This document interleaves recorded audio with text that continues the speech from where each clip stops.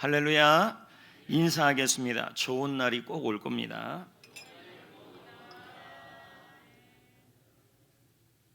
하나님은 우리 교회를 사용하시고 여러분들을 축복하여 주실 것입니다. 최근 여러분 드라마 중에 오징어 게임이라는 드라마가 열풍입니다. K-드라마. 그래서 요즘에 K라는 단어가 들어갔고 사전에도 K-팝, K-드라마, K-뮤직 이런 식으로 한답니다. 예전에 비틀스가 미국으로 진출했을 때 비틀스 인베이전이라 그래서 비틀스가 미국을 침략했다. 근데 지금 K-드라마가 현재 또 그런 현상이 일어나고 있습니다. 넷플릭스를 통해 전 세계가 이 드라마에 열광을 하고 있습니다. 드라마의 내용은 이렇습니다. 돈이 없어 벼랑 끝에 몰린 사람들이 목숨을 걸고 생존 게임을 합니다. 456명이 이 게임에 참석했고 이 게임에서 살아남으면 456억을 벌게 되는 것이죠. 거대한 세트장 안에서 모두 똑같은 녹색 운동복을 입습니다. 서바이벌 게임입니다. 게임은 우리가 흔히 아는 무궁화 꽃이 피었습니다, 오징어 게임 이런 게임들입니다. 게임 자체는 문제가 되지 않는데 이 게임 안에는 굉장한 경쟁이 들어있는 것입니다.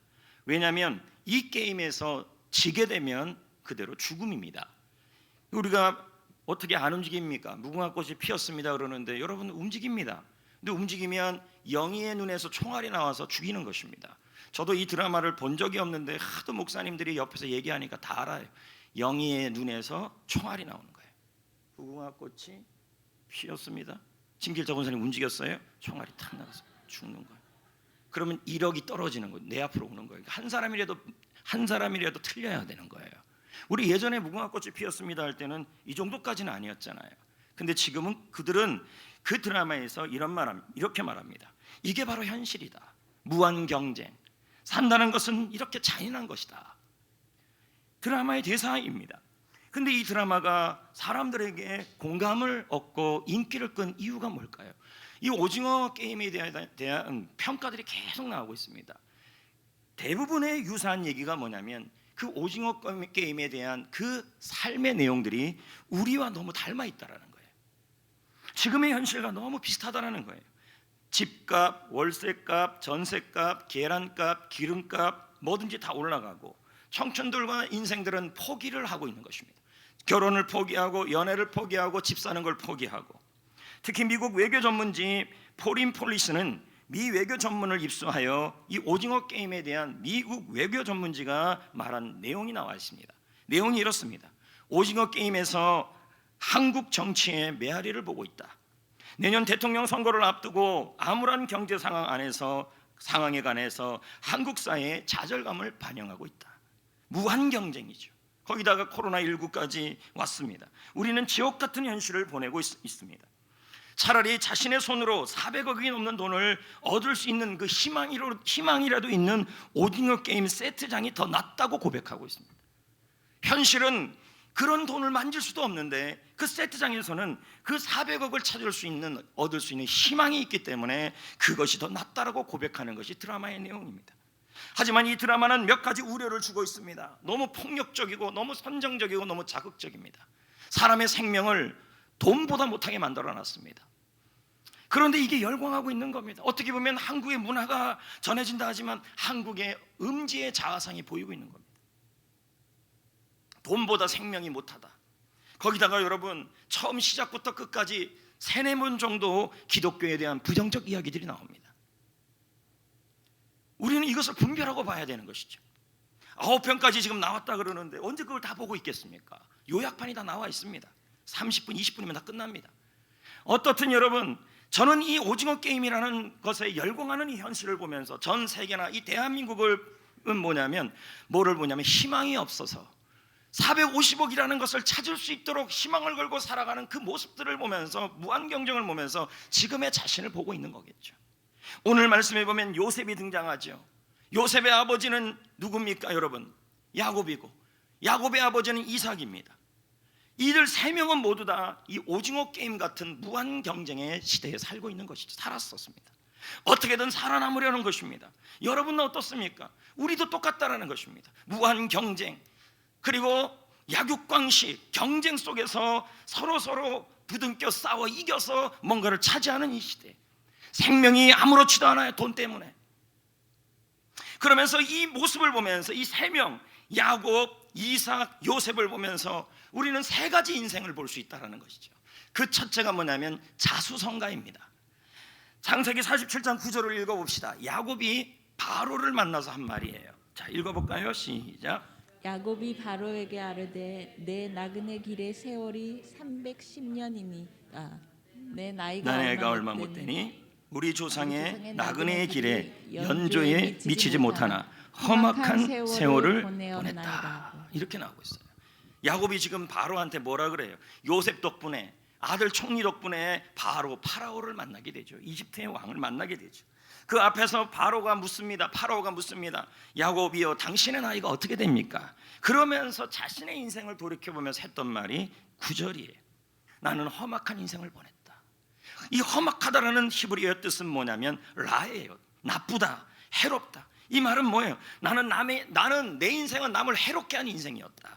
내 인생은 남을 해치게 하면서 나는 뭔가를 얻은 인생이었다. 물론 야곱의 인생을 도왔겠지만 그의 모든 모습을 보면서 우리는 뭘 볼 수 있냐면 자수성가를 볼 수 있다는 겁니다. 자신의 힘으로 쌍둥이 형에게서 축복의 후계자를 빼앗기 위해서 치열하게 속이고 싸웠습니다. 남을 해를 끼친 거지. 그리고 아버지 이삭을 속이고, 그리고 빈손으로 떠나 객지 생활을 하죠. 맨손으로 거부가 됩니다. 종과 가축들을 많이 얻게 됩니다. 그는 부단히도 살았지만 그의 인생에 대해서 말하기를 나는 험악한 생활을 살았다.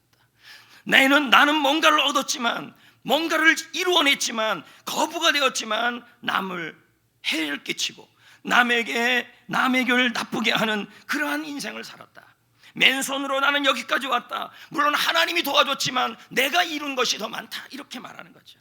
그리고 야복강에서 그는 외롭게 남아 있습니다. 얼굴은 어둡습니다. 형을 만나는 것도 두렵습니다. 여러분, 이런 모습이 뭐냐면 자수성가의 어둠입니다. 자수성가는 굉장히 외롭습니다. 왜 그렇습니까? 주변을 의식하지 않고 모든 사람과 경쟁하는 것입니다. 오징어 게임과 똑같아요. 자기가 400억을 얻기 위해서 주변 사람과 경쟁하고 조금 더 빨리 뛰고 게임을 잘해서, 그래서 돈을 얻으려고 사람을 죽이고 사람을 무너뜨리는 거죠. 그래서 그 결과가 돈과 성공이라는 것입니다. 그런데 주변에 남아있는 사람이 없어요. 맨 마지막에 오징어 게임 마지막에 보면요, 남아있는 사람은 이정재 한 명이라고 그러죠. 주변에 남아있는 사람이 없다는 거예요. 결국은 돈은 얻었지만 인생이 불행하다는 그 허물을 보여주고 있는 겁니다. 자수성가는 집안이나 부모님에게 물려받은 재산이 없어요. 그래서 어떻게 해요? 자기가 맨손으로 스스로의 힘으로 일어나는 경우를 자수성가라고 합니다. 2011년 6월 기준으로 1천억이 넘는 주식 부자가 176명이 있다고 합니다. 176명 가운데 자수성가한 사람들, 혼자 힘으로 일어나는 사람의 부자들이 43%라는 거죠. 많은 숫자가 자수성가를 했다는 거죠. 미국 상위 22 부자 가운데 15명이 모두 자수성가였습니다. 이들은 어떻게 자수성가를 이룰 수 있었을까요? 자수성가를 했던 사람들은 책을 내죠. 근데 그들의 책들은 이렇게 말하고 있습니다. 절약하라, 인맥을 쌓아라, 인내심을 가져라, 도전하라. 그러나 여러분, 자수성가에게는 아픔이 있습니다. 엄청 고생하고 재물을 모았습니다. 그러나 그 재물이 그들의 자존감을 높여주지 않아요. 외롭고 허무하는 것이 바로 이 자수성가의 삶이라는 거죠. 자수성가의 대표적 인물이 스티브 잡스입니다. 여러분, 스티브 잡스는 우리가 이분이 죽은 건, 세상을 떠난 건 알지 않습니까? 전 세계가 애도했습니다. 그가 죽은 이후에 한국에서 발매된 스티브 잡스의 전기는 단 하루 만에 10만 부가 팔렸습니다. 초대형 베스트셀러죠. 그렇다면 자수성가한 위인은 이 스티브 잡스는 행복했을까요? 그는 IT 업계의 전설입니다.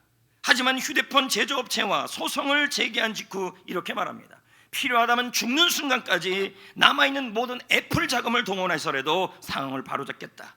안드로이드를 무너뜨리기 위해서는 기꺼이 핵전쟁도 불사하겠다. 이게 뭡니까? 경쟁이죠. 대부분 사업하는 분들 보면 무슨 마음이 갖고 있냐면 경쟁하여 파멸시키겠다는 경고를 하고 있다는 거죠. 이 스티브 잡스가. 이 스티브 잡스가 빌 게이츠에 대해서도 했던 말이 있어요. 뭐냐? 읽어보겠습니다. 기본적으로 빌 게이츠는 상상력이 부족하다. 아무것도 발명한 것이 없다. 그래서 기술을 다리기보다 차라리 빌 게이츠는 자선 사업하는 게 낫다. 그는 뻔뻔하게도 다른 사람의 아이디어를 훔쳤을 뿐이다. 이처럼 스티브 잡스는 IT 업계에서 살아남기 위해 맨손으로 일어나기 위해 냉정한 인물이 되었습니다. 그런데 그가 죽기 전에 남긴 마지막 말이 무엇이었습니까? 바로 I am sorry였습니다. 모든 것이 미안하고 모든 것이 죄송하다는 거죠. 여러분, 잡스는 자수성가한 사람입니다. 그는 경쟁관계에서 정글 같은 인생을 살아왔습니다. 하지만 그의 옆에 남아있는 것이 없고 그의 옆에 남겨져 남아있는 사람이 없었다는 겁니다. 그래서 고든 맥도날드는 말합니다. 자수성가형 인생은 남을 추격하는 인생이고 쫓아다니는 인생이라는 거죠. 경쟁 인생이라. 야곱처럼 이렇게 말하는 거예요. 돌이켜보면 내 인생은 험악했다. 험악했다는 말은 뭐예요? 나를 위해서 이기적으로 이 나를 성공하기 위해서 남을 속였다. 남을 속이고 남을 밟았다, 이 뜻이 되는 것이죠. 자신이 성공을 위해서 남을 실패하게 만듭니다. 오징어 게임 드라마와 다를 게 하나도 없다는 거예요. 자신이 450억을 벌기 위해 남을 죽여야 하는 것이 자수성가의 모습이었다는 거죠. 오늘날 한국교회는 어떻습니까? 여러분, 우리가 냉철하게 보신다면 약육강식입니다. 수체적 부흥을 이루기 위해 경쟁을 하였습니다. 코로나 이전에 한국교회는 많은 경우가 수족관 목회였습니다. 불신자 구원하는 목회보다 이동성장에 의해서 모여진 교회를 이루었습니다. 특히 대형교회일수록 이동교인의 비율이 높았다고 합니다. 그래서 대형교회 주위에는 작은 교회들이 모두 다 죽어갔다라는 것이죠. 코로나로 인해서 여러분, 만 교회가 문을 닫았습니다. 한국교회 만 교회가, 그것도 작은 교회들이. 코로나 전에 한국교회가 어땠습니까? 위성교회라는 말이 생겼어요. 그게 뭡니까? 다른 지역에 있는 큰 교회가 용인에다가, 조그만 용인에다가, 큰 용인에다가, 하여튼 용인의 시골 지역에다가 위성교회를 세우는 거예요. 여러분, 한번 생각해 봅시다. 그 지역에 그 교회가 있는 이유가 뭐예요? 성전교회가 있고 그 지역 교회가 있는 이유가 뭐예요? 그 지역은 그 지역 교회가 책임지라는 의미예요. 근데 왜 다른 교회가 위성교회를 이렇게 만드냐는 거죠. 약육강식이죠. 경쟁의식이죠. 이것이 결국 교회 안에 자수성가의 모습이 보인다는 거예요. 다른 교회를 밟아 일어나고 다른 교회를 경쟁관계로 여기고, 그래서 다른 교회를 짓밟아서 자기 교회가 부흥되어야 된다는 생각이 바로 약육강식이라는 거죠. 그러면 여러분, 그 교회 주위에, 그 교회 목회자 주위에 사람이 남지가 않아요. 외로워진다는 것이죠. 성도 여러분, 하나님의 나라는 협력해야 하는 것입니다. 하나님 나라는 경쟁하는 것이 아닌 것입니다. 모든 교회가 다 잘 돼야 되는 것입니다.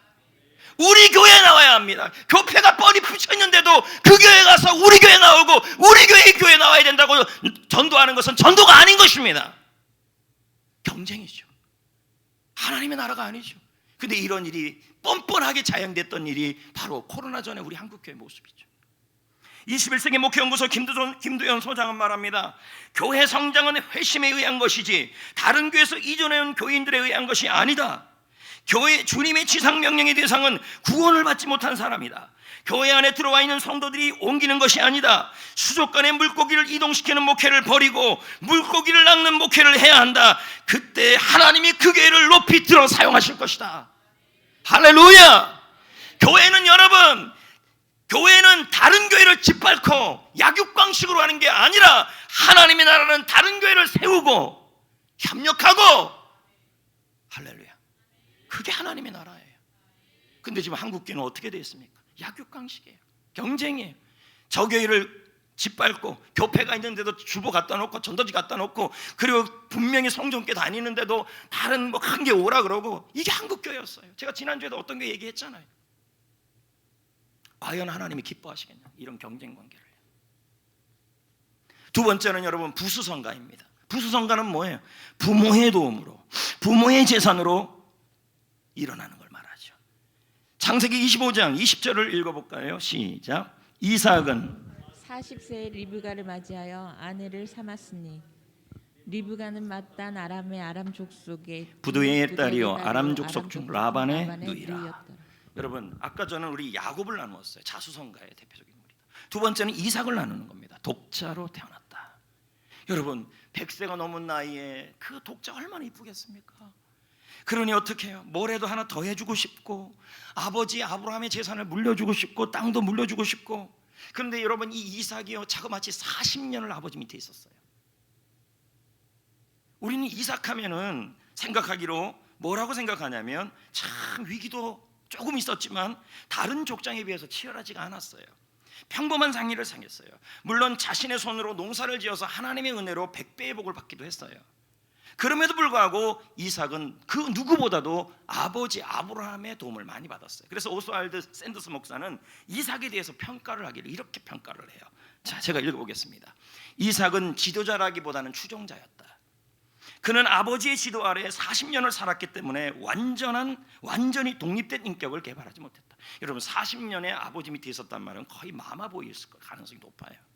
아버지가 위대했다는 바로 그 요인 때문에 이삭의 성장은 부진했다. 여러분 아버지가 위대하고 아버지가 대단하면요, 그 자식들이 그 아버지 때문에 어떤 현상이 일어나냐면 아버지의 덕을 보거나 아버지 때문에 망가질 확률이 높아요. 부모님 때문에. 물론 여러분 경건한 부모님의 영향력은 과소평가될 수가 없는 줄 믿습니다. 그러나 부모가 아무리 신앙 유산을 물려준다 할지라도, 부모가 아무리 유산을 물려준다 할지라도 각자는 자신의 인생을 믿음으로 살아야 하는 것입니다. 할렐루야. 이삭은 부수성가의 대표적 인물입니다. 부수성가란 부모의 도움이나 재산으로 가문을 일으키고 성공하는 인생을 말하는 것입니다. 여러분 우리나라 재벌들 보십시오. 부모 잘 만나서 재벌 2세, 재벌 3세가 많습니다. 힐튼가의 상속녀 페리스 힐튼은 유산을 얼마나 많이 상속을 받았는지요, 갖가지 추태를 다 보이고 있다고 합니다. 지난 2021년 10월 28일 이데일리 기사에 보면요, 아빠 찬스로 줄줄이 폐가 망신해이라는 글이 나왔어요. 헤드라인에. 특히 부모가 사회 고위층으로 입시, 비리, 채용 불이, 그런 비리가 끊이지 않고 우리나라에 계속 일어나고 있다는 거예요. 이게 부모 찬스죠. 우리나라 얼마 전에 일어났던 조국 그 사람도 결국 부모 찬스 아니겠습니까? 이런 일들이 부모를 통하여 일어나는 경우들을 말하는 것입니다. 하지만 여러분 부수성가가 나쁜 것만은 아니죠. 아버지의 그늘 아래서 부모님의 그늘 아래서 빨리 벗어나지 못하는 게 문제라는 것입니다. 부모님이 주시는 지혜, 부모님이 주시는 신앙은 잘 물려받아야 하는 것입니다. 하지만 부모님의 그늘이 아니라, 할렐루야, 하나님의 그늘에서 승리하셔야 하는 것입니다. 할렐루야. 교회는 어떻습니까? 요즘 교회들 보십시오. 아버지가 목사님이니까 아버지 덕분에 뭘 일어납니까? 바로 그 교회를 세습해 주지 않습니까? 부수성가인 것입니다. 물론 여러분 세습이 나쁘다고만 볼 수는 없는 것이죠. 왜 그렇습니까? 그 아들이 유능해요. 그렇다면 세습 때문에 그 아들이 아버지보다 훨씬 유능하다면 교회에서 허락해서 한다면 그 사람을 키우는 것도 좋은 방법이죠. 그런데 대부분에 보면은 아버지 덕 때문에, 목사님인 아버지 덕분 때문에 그 교회에서 교회를 맡아서 하는 사람들이 보니까 목회를 잘 못하는 경우가 너무 많았다는 거죠. 아버지 덕이 아니라, 부모님 덕이 아니라 하나님의 그늘로 승리하죠. 이것을 우리는 뭐라 그래요? 신수성가다. 신수성가의 대표적 인물이 누굽니까? 요셉입니다. 자 보세요. 야곱, 이삭, 요셉. 요셉은 유년 시절이 어땠습니까? 여러분 요셉의 유년 시절은 콩가루 집안입니다. 엄마가 4명이잖아요. 이복 형제들은 그를 미워하죠. 배신하죠. 다 팔리죠. 그런데 여러분 이 요셉은 아무도 옆에 남아있지 않습니까? 나중에요. 결국 요셉을 일으킨 분이 누구냐면 하나님이라는 거죠. 이걸 뭐라 그래요? 하나님이 일으켰다. 신수성가라는 거죠. 오늘 본문 24, 25절을 읽어봅시다. 요셉의 할은 읽어볼까요? 요셉의 할은 도리어 굳으며 그의 팔은 힘이 있나니. 왜 요셉이 그 어려운 가운데서도 힘이 있고 그리고 오히려 굳세졌냐는 거예요. 이는 야곱의 전능자 이스라엘의 반석인 목자의 손을 힘입니다. 하나님의 손으로 되었다는 얘기예요. 하나님의 손으로 요셉은 일어났다는 말이에요. 하나님이 요셉의 인생을 일으켰다는 말이에요. 25절도 보겠어요. 시작. 내 아버지 하나님께로 말미암나니 하나님이 너를 도우실 것이라. 전능자로 말미암나니 그가 내게 복을 줄 것이라. 위로 하늘의 복, 아래로 깊은 샘의 복, 젖먹이의 복과 태의 복이로다. 할렐루야. 이 말씀은 아버지 야곱이 요셉을 축복한 말씀이에요. 여러분, 요셉은 자수성가도 아니고 그리고 부수성가도 아니었습니다. 요셉은 여러분도 알다시피 애굽에서 이집트에서 누구의 도움도 받을 수 없는 사람이었습니다. 아무도 그의 옆에 없었습니다. 그는 혼자 있었습니다. 온갖 고난 속에서도 그런데 오히려 굳세졌습니다. 일어났습니다. 누가 일으켰습니까? 하나님이 일으켜 세우신 것입니다. 그래서 그는 총리가 된 것입니다. 여러분, 요셉의 인생의 목적은 총리가 아니었습니다. 총리직은 여러 사람을 살리는 사명의 도구였고 수단이었습니다. 그래서 요셉의 인생을 신수성가라 하는 것입니다. 신수성가란 오직 하나님의 손으로 일어난다는 의미입니다. 하나님의 손이 하는 일이 뭘까요? 신명기 5장 15절, 에스라 7장 9절, 이사야 41장 10절입니다. 먼저 읽어볼까요? 신명기 시작. 내 하나님 여호와가 강한 손과 편팔로 거기서 너를 인도하였나니. 할렐루야. 하나님의 손이 우리를 인도하여 주신다. 에스라 7장 9절, 하나님의 선한 손에 도우심을 입어 하나님의 손이 하시는 일이 뭐예요? 도와주신다. 그리고 여러분, 이사야 41장 10절, 나의 의로운 오른손으로 너를 붙들리라.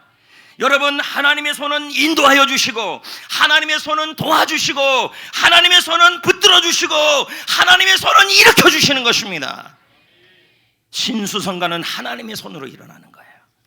여러분, 그러므로 여러분, 오늘 여러분들의 인생이, 여러분의 사업장이, 여러분의 직장이, 여러분이 하고 있는 프로젝트가, 우리 교회가, 여러분의 자녀가, 가정이 하나님의 손으로 일어나기를 축복합니다. 여러분, 왜 우리는 성공해야 할까요? 왜 우리는 축복을 받아야 할까요? 그게 목표가 아니에요. 우리의 목적은 성공과 축복이 아니라 그 성공과 축복을 통하여 사명과 비전을 이루기 위해서예요. 왜 여러분의 인생이 하나님의 손으로 일어나야 합니까? 왜 요셉의 인생이 하나님의 손으로 일어나야 합니까? 자수성가도 부수성가도 아니었어요. 요셉의 인생은 부모님이 도와주지도 않았고 스스로 일어날 수도 없었어요. 하나님만 도와줄 수 있었어요. 요셉의 인생이 왜 일어나야 합니까? 왜 여러분의 사업이 왜 일어나야 합니까? 여러분의 직장이 왜 일어나야 합니까? 여러분의 프로젝트가 왜 일어나야 합니까? 여러분의 가정이 왜 일어나야 합니까? 우리 교회가 왜 일어나야 합니까? 왜 성공해야 합니까? 왜 축복을 받아야 합니까? 하나님의 비전을 이루기 위해서요. 할렐루야. 강정훈 목사는 말합니다. 돈과 명예와 권력은 1차 성공이라면 사명과 존경은 2차 성공이다. 이것을 가르쳐 성공 이후의 성공이라고 말한다. 우리의 목표가 돈이 되지 마시고 명예가 되지 마시고 권력이 되지 마셔야 합니다. 1차 성공입니다. 돈과 명예와 권력과 건강을 통하여 사명과 존경과 비전을 이루는 도구가 되시기를 축복합니다. 할렐루야. 연세대학교 도서관에 백낙준 박사님의 동상이 있습니다. 연세대학의 정신적 지주죠. 네. 그의 아버지는 시각장애인입니다. 이름은 백사경 씨죠. 이분은 눈이 보이지 않기 때문에 점으로 생계를 꾸려갔습니다. 근데 점을 잘 봤어요. 그러더니 문정성시를 이루어서 재산을 참 많이 모았어요. 어느 날 거리에서 전도인이 백 씨에게 복음을 전했어요. 죽음 이후에 영혼이 어디로 갈 것 같습니까? 당신의 후손이 점을 쳐서 돈 벌고 저주받으면 좋겠습니까? 예수 믿고 천당 가십시오. 어제 제가 한신대학교의 그 영상을 좀 봤습니다. 근데 한신대학교에 케어 축제를 하더라고요. 동성애 축제를. 그러면서 남자가 여성 문장을 하고 그리고 옆에서는 예수천당 불신 지옥을 비웃더라고요. 저는 걱정이 되더라고요. 저분들이 나중에 목사님이 될 텐데 예수천당 불신 교육이 아무 소용이 없는 시대가 됐다고 그렇게 말하는 거죠. 여전히 여러분, 예수님은 복음이고 복음은 생명입니다. 전도의 미련한 방법으로 하나님은 구원하시기로 작정하신 거예요. 전도인은 백신이 주머니에다가 전도지를 집어넣습니다. 백신은 말했습니다. 이 미친놈아, 왜 수저 집에 넣냐? 근데 눈이 안 보이니까 막을 수가 없는 거예요. 그리고 그날 집으로 돌아왔는데 잠을 이룰 수가 없어요. 뭐라고 얘기했냐면 네가 계속 그런 행동하고 있고 그렇게 생계와 점치는 일을 하고 있으면 너는 자식이 멸망받을 것이니까 그것도 그만두고 예수 믿고 믿으라는 그 말이 자꾸만 귀에 떠오르는 거예요. 급기야는 병이 들어 누웠어요. 병상에서 아내는 그 전도지를 읽어주는 겁니다. 여러분, 전도지는 이렇게 뿌려도 역사가 일어나요. 그래서 이렇게 있는데 성령께서 이 백사경 씨의 마음을 열어주시는 거예요. 그러면서 여태까지 귀신을 섬겼던 걸 회개를 해요. 그리고는 교회를 갔는데 교회에서 난리가 났어요. 왜요? 그 지역에서 가장 유명한 용한 점쟁이가 백사경 씨였는데, 아니 점쟁이가 교회에 온 것입니다. 어떻게 점쟁이가 교회에 오지? 난리가 난 거예요. 그런데 백사경 씨는 신경 쓰지 않았어요. 목사님들과 성도들 앞에서 그동안 귀신을 섬겼던 것을 정직하게 고백을 하고 회개를 했습니다. 그리고 점을 치는 삶을 포기하고 재산을 다 팔아서 교회를 세우는 데 쓰라고 헌금을 했습니다. 점집을 문을 닫으니까 너무너무 가난해졌어요. 맥킨 선교사가 이 소문을 듣고 이제 이 가정을 누가 일으키겠습니까? 자신의 힘으로 일어날 수 없어요. 눈이 안 보이니까. 그렇다고 백사경 씨에게 부모가 있어요. 부모 덕을 볼 수도 없는 상황이에요. 이제는 누가 일으켜야 되는 거예요? 하나님이 일으켜야죠. 하나님이 손이 도와줘야죠. 여러분, 이런 가정도 하나님의 손이 인도하시고 도와주시고 일으켜 주시는 것입니다. 이분에 대한 소문이 났습니다. 맥켄 선교사가 이 소문을 듣고 백사경 씨의 가족을 교회로 데리고 와서 교회를 섬기게 만들어줬습니다. 숙식을 하게 해준 것이죠. 아들 백낙준 씨에게는 영어를 가르치고 영창중학교에 입학하게 했습니다. 공부를 시켰고 출국 후에는, 졸업 이후에는 중국의 신성고등학교에 가서 공부하고 미국으로 유학까지 가게 만들어 주었습니다. 여러 대학에서 공부하면서 철학 박사까지 되도록 했습니다. 그분이 바로 백낙준 박사입니다. 연세대 교수와 연세대 초대 총장을 거쳐 문교부 장관을 지내게 되는 것입니다. 여러분 보십시오. 이 가문은 전무로 끝나는 가문일 수가 될 수 있었습니다. 근데 여러분, 하나님께서 이 가문을 일으킨 거예요. 저는 여러분의 가정도, 여러분의 가문도 얼마든지 하나님의 손이 일으킬 수 있다고 생각해요. 내 스스로가 연약하고, 여러분 내 맨손으로 일으키면 반드시 남는 건 뭐냐면 허무함과 그리고 외로움이에요. 그리고 부모의 덕으로 내가 일어나면요, 그 부모의 그늘에서 벗어날 수가 없어요. 부모의 신앙, 부모의 지혜는 물려받고 부모의 도움을 좀 받을 수는 있겠지만 우리가 궁극적으로 의지해야 될 것은 하나님의 손이에요. 하나님의 손이 여러분을 일으키고, 하나님의 손이 여러분의 일터를 일으키고, 하나님의 손이 우리 교회를 일으키고, 하나님의 손이 여러분의 가정을 일으켜야 할 줄 믿습니다. 그래서 여러분, 그 성공과 그 축복을 통하여 사명을 이루고 비전을 이루고 섬김을 이루실 길을 축복합니다. 여러분, 대의그룹 최의순 회장을 있습니다. 최의순 회장이라고 합니다. 충남 대천의 가난한 농촌에 태어났죠. 저분이죠. 그는 늘 어렸을 때 놀 때도 어디서 노냐면 그때 아파트도 없었겠죠. 논두렁에서 놀지 않고 교회 와서 놀았어요. 그러니까 여러분, 우리 교회 아이들을 놀이터도 있고 실내 놀이터도 있고 교회 마당도 넓은데 교회에서 놀게 하시기를. 할렐루야. 교회에서 그렇게 놀면서 신앙인으로 자라갔는데 어머니는 아이에게 말했어요. 예배당 중심으로 신앙생활해라. 말씀 중심으로 신앙생활해라. 주일 중심으로 신앙생활해라. 교회 중심으로 신앙생활하라. 그렇게 가르쳤어요. 그는 실업계 고등학교 2학년 때 교회 예배당 마룻바닥에 엎드려 하나님께 기도를 했어요. 3가지 꿈을 갖고 기도했어요. 하나님, 나를 일으켜 세워주옵소서. 우리 가정은 너무 가난하지만 저를 일으켜 세워주옵소서. 하나님의 손으로 나를 일으켜 세워주옵소서. 하나님의 손은 붙들어 주시는 손이요, 하나님의 손은 힘이 있는 손이요, 하나님의 손은 인도하는 손이요, 하나님의 손은 도와주는 손입니다. 하나님, 3가지를 이루어 주옵소서. 첫 번째, 제가 박사와 교수가 되게 하여 주옵소서. 두 번째, 이왕이면 저는 큰 회사의 회장이 되게 하여 주옵소서. 왜 그런 기도를 드렸을까요? 이게 1차 목표였어요. 내가 박사와 교수가 되고 회사의 회장이 되어야만 3번째 꿈을 이룰 수 있기 때문이에요. 그게 뭐예요? 100개의 교회와 학교를 세우게 하여 주옵소서. 그는 교수가 되어야 될 이유, 회장이 되어야 될 이유가 뭐예요? 그게 목적이 아니라 그 목적을 통해, 그 축복을 통해, 그 성공을 통해 100개의 교회를 세우는 수단으로 사용했다는 거예요. 그 기도를 드렸어요. 어렸을 때부터. 박사가 되게 해 주옵소서. 교수가 되게 하여 주옵소서. 아니 실업계 고등학교 2학년생이 그런 기도를 든다고 그게 되겠습니까? 안 되겠죠. 주위에서는 말합니다. 가난한 시골 청년의 아이의 고등학생의 그 비전에 모두들 어이없다, 될 리도 없다. 그러나 이 아이는요, 단 한 번도 자신의 꿈을 포기하지 않았어요. 매일매일마다 하나님 저를 박사가 되게 하시고 교수가 되게 하여 주옵소서, 큰 회사와의 회장이 되게 하여 주옵소서, 100개 교회와 학교를 세우게 하여 주옵소서, 저를 통하여 하나님의 손만이 저를 일으킬 수 있습니다. 저를 하나님이 신수성가하셔야 합니다. 그렇게 기도를 한 거예요. 그의 세 가지 꿈들이 하나둘씩 이루어져 가고 있었습니다. 건국대학에 들어가고 그것에서 졸업을 하고 공부를 잘해서 삼성의 스카우트를 돼가고 41세에 대우 아메리카 사장이 되고 직장 생활을 하는 중에 열심히 공부하여 그 꿈을 이루어요. 경제학 박사가 되고 그리고 건국대학의 교수가 되고 꿈 두 가지가 꿈이 이루어지기 시작한 겁니다. 그의 두 가지 꿈이 이루어진 것입니다. 그러면서 나머지 한 가지의 꿈은 100개의 교회와 학교를 세운다는 꿈을 이루기 위해서 그는 회사를 퇴사하고 장난감 회사 데이테크를 세웠습니다. 현재 이 데이테크는 자동차, 플라스틱, 부품, 건설에 이르는 9개 계열 회사를 이루는 중견그룹이 되었습니다. 그가 왜 이런 회사를 창설했을까요? 다른 게 아닙니다. 성공을 해서 하나님 힘으로 일어나서 세 번째 꿈을 이루기 위해서였어요.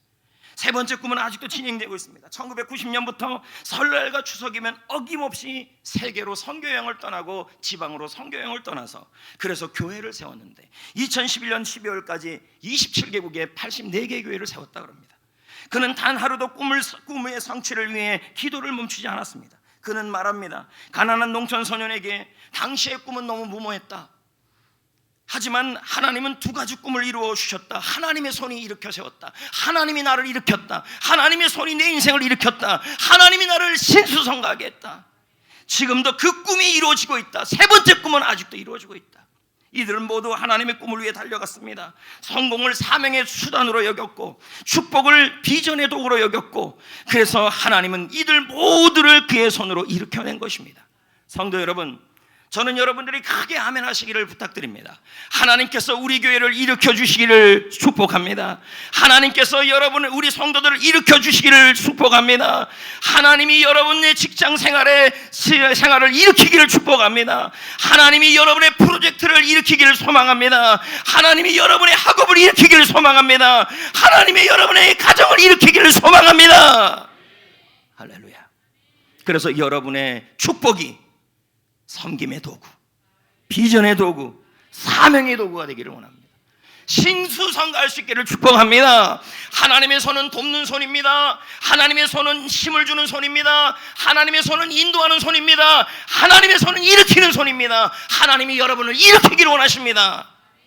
그럼 어떻게 하면 일어날 수 있습니까? 가만히 있는다고 일으키는 게 아니에요. 그 환경을 있는 자리에서 극복해야 돼요. 창세기 40장 7절 8절 이 말씀의 배경은 어디입니까? 요셉이 여러분 억울하게 감옥에 갇히게 된 것입니다. 감옥에 갇히는 사람들 억울하게 갇히면요 대부분 신세한탄을 하는데 요셉은 뭐 하고 있는지를 보십시오. 자, 읽어보겠습니다. 7절 시작. 요셉이 그 주인의 집에 자기와 함께 갇힌 바로의 신하들에게 묻되 어찌하여 오늘 당신들의 얼굴에 자, 보십시오. 비치나이까? 요셉은 자신도 감옥이라는 환경, 억울한 환경에 있는데 그럼에도 불구하고 그는요 넉넉히 있지 않고 신세한탄하고 있지 않아요. 뭐예요? 환경에 굴복하지 않고 오히려 뭐 하고 있어요? 자기보다 더 어려운 사람들을 섬기고 있는 거예요. 우리는 그럽니다. 나중에 성공하면 섬기겠다, 나중에 축복받으면 섬기겠다, 이렇게 얘기를 하는데 그게 아니에요. 여러분, 지금 있는 장소에서 최선을 다하여 섬기는 사람이 나중에도 성공해도 섬길 수 있는 거예요. 할렐루야. 이 요셉을 보십시오. 환경에 굴하지 않아요. 어둡게 살고 있지 않아요. 오히려 어두운 사람, 근심에 빛이 있는 사람을 도와주려고 하고 있어요. 이것은 뭐예요? 환경을 극복하려고 하고 있는 거예요. 지금 여러분의 환경이 감옥 같아 할지라도 여러분의 집안 환경과 회사 환경과 프로젝트가 공부하는 게 가정의 학업이 너무너무 힘든 상황에 있다 할지라도 여러분, 우리는 환경에 함몰되지 말고 매몰되지 말고 환경을 극복해 나가야 한다는 말씀인 거예요. 요셉의 환경은 지금만이 아니라 어린 시절에도 좋지 않았습니다. 배다른 형제가 있었고 아버지 야곱은 그 배다른 형제 자녀들의 어머니 3명의 어머니를 사랑하지 않았고 오직 라헬만 사랑한 거예요.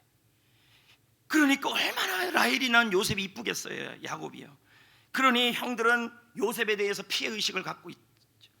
그러니 형들은 성격이 너무 개팍했죠. 요셉은 복수의 대상, 희생의 대상이었어요. 거기다가 요셉의 친엄마 라헬은 어떻게 해요? 너무 일찍이 죽고 말합니다. 그 요셉의 나이는 15세예요. 사춘기예요. 딱 중2병이에요. 그런 나이에 외로움을 아는 나이에요. 아버지는 있었지만 그 아버지는 집안일에 그렇게 신경을 많이 쓰는 아버지가 아니었어요. 왜요? 딸 디나가 세겜에서 어려움을 청했을 때 전혀 신경 쓰지 않고 레이하고 시몬이 신경 쓴 것만 보면 알 수 있어요. 그러다가 형들과의 갈등으로 인해 노예 생활을 하게 되죠. 보디발의 처로 인해 감옥으로 가게 되죠. 여러분, 이런 환경에서 자란, 대부분 이런 환경에서 자란 아이들은요 20%가 다 범죄자가 된다 그럽니다.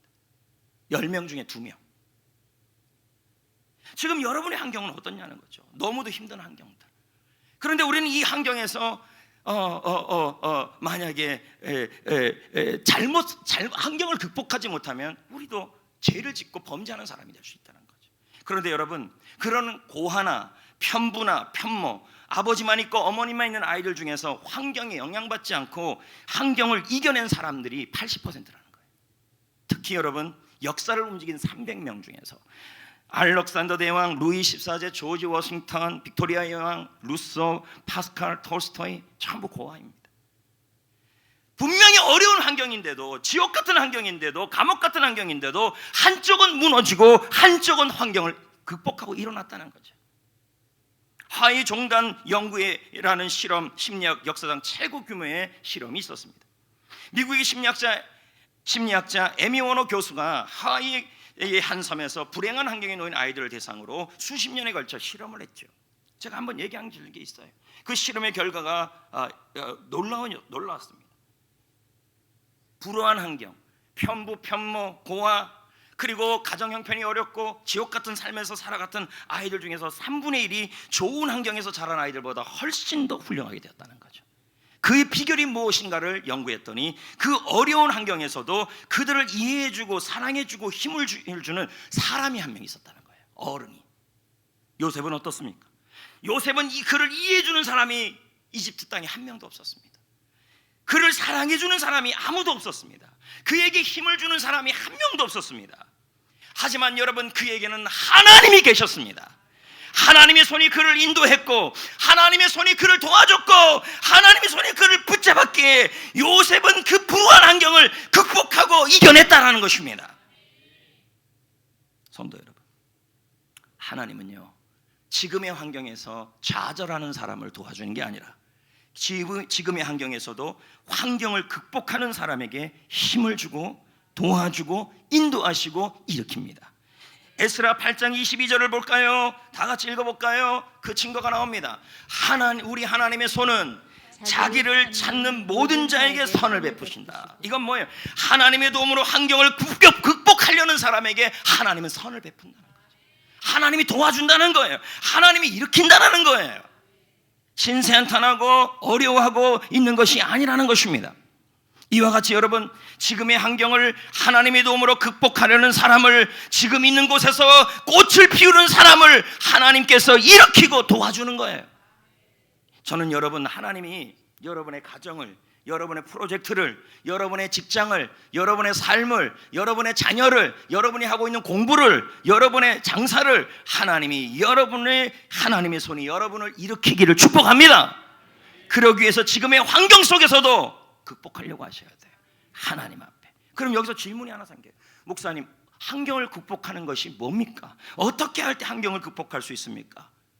어떻게 할 때 환경을 극복하는 모습입니까? 내가 그 모습을 보일 때 하나님의 손이 나를 도와주실 텐데. 느헤미야 8장 10절에 그 답이 나옵니다. 읽어봅시다. 시작. 이날은 우리 주의 성일이니 근심하지 말라. 여호와로 인하여 기뻐하는 것이 너희의 힘이니라. 이날은 우리 주의 성일이라. 근심하지 말라. 여호와로 인해서 기뻐하는 것이 너희의 힘이라. 여러분, 느헤미야의 시대는 말라기 선지자의 시대예요. 말라기 선지자의 시대는 어떤 시대입니까? 제사장들이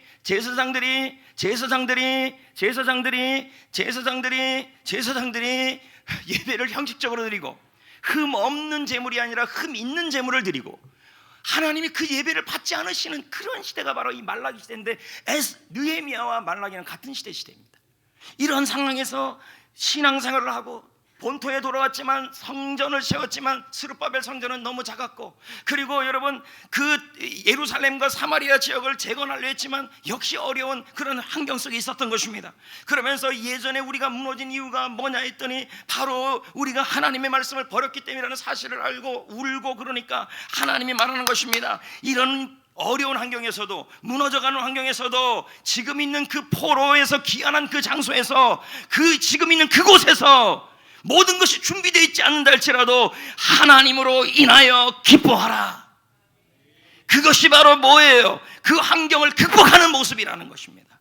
날마다 하나님이 하실 일을 믿고 기뻐하기를 선택하라. 그러면 하나님이 힘이 되어 주신다. 하나님이 일으켜 세워 주신다. 지금 있는 그 장소에서 꽃을 피우라, 이 말이에요. 하나님 하실 일이 뭘까요? 하나님의 손이 신수성가해 주신다. 그 일을 믿으시라고요. 그리고 뭐예요? 날마다 지금 있는 그 자리에서, 감옥이면 감옥 같은 자리, 포로면 포로에서 돌아온 귀환의 장소에서 뭔가를 다시 시작해야지만 맨바닥인 그곳에서 뭐 하라는 거예요? 하나님이 하실 일을 기대하며, 하나님이 일으키실 것을 기대하며 뭐 하라는 거예요? 기뻐하라는 거예요. 즐거워하라는 거예요. 그게 환경을 극복하는 거라는 거예요. 여러분은 어떻습니까? 왜 우리는 항상 기뻐해야 할까요? 항상 기뻐해야 돼요. 왜요? 하나님의 뜻이니까. 기분 좋을 때만, 경기 좋을 때만, 기뻐할 때만, 손흥민 씨가 골을 넣을 때만, 그럴 때만 기뻐할 겁니까? 모든 일이 술술 풀린든지 앞뒤가 꽉꽉 막히든지 늘 우리는 뭐 해야 돼요? 하나님 하실 일을 믿고 기뻐해야 돼요. 그거 지금 있는 그 장소가 비록 척박한 항무지라 할지라도, 그곳에 잡초와 무성할지라도 나는 꽃을 피워야 돼요. 야고보 1장 2절을 읽어볼까요? 다 같이 읽어볼까요? 시작. 내 형제들아, 너희가 여러 가지 시험을 당하거든 뭐하라? 온전히 기쁘게 여기라. 시험이란 말은 하나님의 테스트지요. 실패, 시련, 고통, 사업이 제대로 풀리지 않고, 건강검진 결과가 좋지 않고, 소송이 걸려있고, 재정적 위기를 당하고, 관계가 어긋나고, 아이들이 반항심을 보이고, 이럴 고통이 올 때, 여러분 이때도 뭐예요? 지금 있는 그곳에서, 가정이면 가정, 회사면 회사, 직장이면 직장, 학교면 학교, 교회면 교회, 지금 있는 그곳에서 하나님의 하실 일, 하나님이 나의 일터와 가정과 인생을 일으켜 주실 것을 믿고 믿음으로 기뻐하라는 거예요. 기쁨을 선택하라는 거예요. 왜 그래라는 거예요? 많은 사람들은 지금 있는 자리가 마음에 들지 않는데요. 회사가 마음에 안 들고, 직장이 마음에 안 들고, 가정이 마음에 안 들고, 그래서 자꾸 비관해요. 그래서 자꾸만 떠나고 싶어 한다는 거예요. 여러분 하나님이 여러분을 일으켜 세워주기를 원하신다면, 하나님이 여러분을 인도해 주기를 원하신다면, 지금 있는 자리에서, 할렐루야, 지금 있는 그곳에서 시험이 있든 시련이 있든 그곳에서 여러분 꽃을 피우셔야 합니다. 하나님 하실 일을 기대하고 하나님이 인도하실 것을 믿고 기뻐하셔야 할 줄 믿습니다. 상황이 좋아질 때까지 기다리면 안 돼요. 힘든 상황에서도 바른 태도를 잊지 마시고 뚱한 얼굴로 살지 마십시오. 뚱해가지고 입은 나와가지고. 여러분, 그것은 꽃을 피우는 게 아니에요. 그럴 때 하나님이 일으키지 않아요. 하나님은 자기를 찾는 자에게 선을 주신다고 했어요. 하나님의 선을 찾는다는 게, 하나님 하실 일을 믿고 그 자리에서 기쁨을 선택하는 거예요. 기뻐하는 거예요. 믿음으로 기뻐하는 거예요. 그럴 때 여러분, 하나님이 하실 일을 믿고 하나님이 우리 가정을 일으켜 주십니다. 내 프로젝트를 일으켜 세워주십니다. 내 사업을 일으켜 세워주십니다. 그래서 그 사업을 통하여 섬김의 도구, 사명의 도구가 되게 하여 주십니다. 그래서 지금 이 자리가 힘들어도 기뻐하기로 선택하시면 하나님이 소원을 이루어 주시는 거예요. 볼까요? 신명기 37장 4절 읽어볼까요? 시작. 여호와를 기뻐하라. 그가 내 마음의 소원을 내게 이루어 주시고. 할렐루야. 여호와를 기뻐하라. 하나님 하실 일을 믿고 기뻐하라. 무화과나무에 소출이 없고 포도나무에 열매가 없고, 외양간에 소가 없고 할지라도 나는 이 구원을 주시는 하나님으로 말미암아 기뻐하리로다. 내 발을 사슴과 같게 할지어다. 내가 여호와로 인해 기뻐하고 하나님 하실 일을 기뻐할 때 하나님이 여러분의 소원을 일으킨다는 거예요. 신수성가해 주신다는 거예요. 여러분, 사이토 히토리의 책을 보면 이 이야기가 참 잘 나와 있어요. 일본의 대표적인 그 독서가이고 사업가입니다. 근데 책 참 많이 나와 있는데 사이토 히토리의 책에 보면 정말 이 얘기가 제가 말한 이 기뻐함에 대한 얘기를 잘 설명하고 있어요. 일반 신자도 아닌 사람 아닙니까? 근데 그의 책에 보면 이런 말이 나와요. 세상의 모든 만물에는 다 고유한 진동이 있다는 거예요. 얘도 진동이 있고 얘도 진동이 있고 얘도 진동이 있고 얘도 진동이 있다. 다 진동이 있다. 사람도 있다. 금이든 을이든 천이든 그 진동이 다 에너지 덩어리라는 거예요. 인간도 에너지 덩어리래요. 그래서 모든 물질을 다 분해해보면 에너지로 바뀐다는 거예요. 사이토 히토리의 말이죠. 물론 그래서 인간의 이 신체도요, 에너지로 바뀌어버리면요, 자그마치 이 에너지가 수소폭탄 30개를 만들 수 있다는 거예요. 이야, 그러니까 사람 건들면 큰일 나는 거예요. 터지면요 그냥 큰일 나잖아요. 엄청난 폭발력이라 그래요. 근데 여러분, 얘도 전부 진동을 바꿀 수가 없어요. 근데 사람만은 진동수를 바꿀 수 있다는 거예요. 이게요, 사이토 히토리의 말만이 아니에요. 아인슈타인의 말이기도 하고. 그래서 진동을 영어로 뭐라 그러는지 아십니까? 바이브라 그래요. 바이브. 분위기라는 거죠. 그래서 진동은 두 가지밖에 없대요. 첫째는 뭐냐면 긍정적 진동과 부정적 진동. 고주파 진동과 저주파 진동 두 가지밖에 없다는 거예요. 그래서 긍정적 진동은 뭐예요? 진동수가 올라가는 거예요. 그리고 부정적 진동은 뭐냐면 진동수가 내려가는 거예요. 그럼 뭐예요? 언제 진동이 올라가요? 사람의 진동이요. 보이지 않는 그 바이브가요. 언제 올라가냐면 그 사람이 기뻐할 때, 기분이 좋을 때, 행복할 때 그 사람의 진동이 올라가고 좋은 파장이 나간다는 거예요. 근데 기분이 다운되고 뚱해 있고 그리고 즐겁지 않으면요, 진동수가 내려간다는 거예요. 근데 그 진동은 밖으로 발산이 돼요. 발산이 돼서 이런 말이 나와요. 그 사람은 좋은 분위기가 풍겨. 맞죠? 그리고 그 옆집 사람 말이야, 그 사람하고 있으면 괜히 짜증나, 화나, 기분이 안 좋아. 그런 게 있다는 거죠. 근데 여러분, 사이토 히토리가 말하기를 그 진동에 따라 소원이 이루어진다는 거예요. 근데 우리 성경 말씀이 뭐라 그랬어요? 여호와를 기뻐하라. 그가 내 마음의 소원을 이루어 주시리라. 인간의 몸도 하나님이 만드셨잖아요. 과학도 하나님 카페 있잖아요. 마이클 로지에는 말합니다. 우주는 당신의 진동에 반응한다. 그 진동에 어울리는 쪽으로 작동하여 그와 동일한 종류의 결과를 가져다 준다. 에스더 힉스와 제리 힉스도 말합니다. 비슷한 것은 비슷한 것을 끌어당긴다. 그럼 어떻게 해야 진동수를 올릴까요? 여러분, 사이토 히토리가 말하기를 여러분들이 어떻게 하면은 여러분들이 이 진동이, 그리고 이 사람이 이 진동이 좋은 진동이 나오냐는 거죠. 좋은 고주파가 나오냐는 거예요. 걸음걸이를 좀 빨리 하래요. 좀 빨리 걷으래요. 그리고 목소리를 크게 내래요. 네, 이게 아니라는 거예요. 네! 그래서 여러분들이 참 복받은 게 뭐냐면 제가 목소리가 크다는 거예요. 그래서 제가 여기서 설교할 때는 뭐가 나오는, 그냥 지금 이 사이토 히토리나 양자물리학이나 아인슈타인이 이론대로 한다면 뭐예요? 좋은 에너지가 나간다는 거죠. 근데 우리는 성경에서 뭐라 그래요? 성령의 생수가 나간다, 이렇게 해요. 그러니까 목소리를 크게 해야 돼요. 근데 지금 예배를 드리는데도 그냥 계속 아멘 한 번이 안 나와요. 그러니까 스스로 뭐예요? 우중충하게 만들어 놓는 거죠. 말할 때도 어떻게 해야 돼요?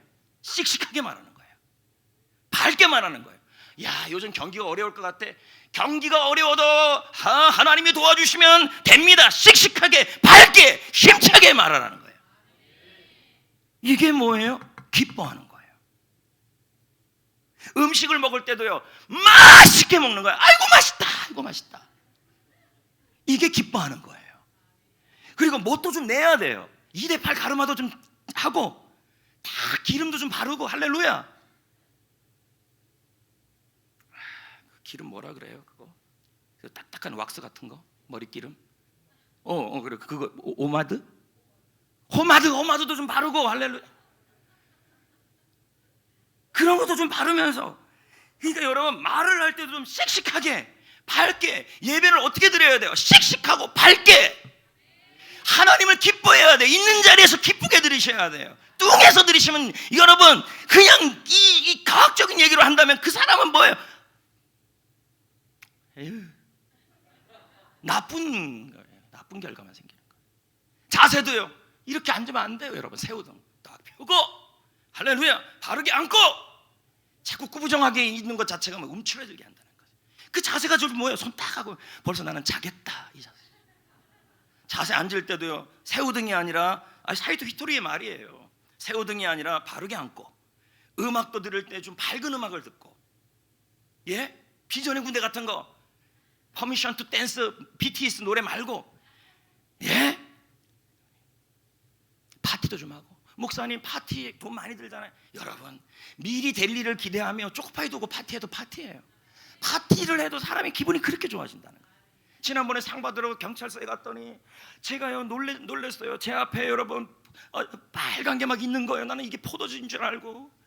근데 스님도 옆에 있는데 한 잔 먹을 기세고, 나는 이게 위하여 하자는데 다행히 서장님의 멘트에서 포도주스라는 걸 알고 한심 났어요. 위하여 하되. 기분이 좋대요 여러분.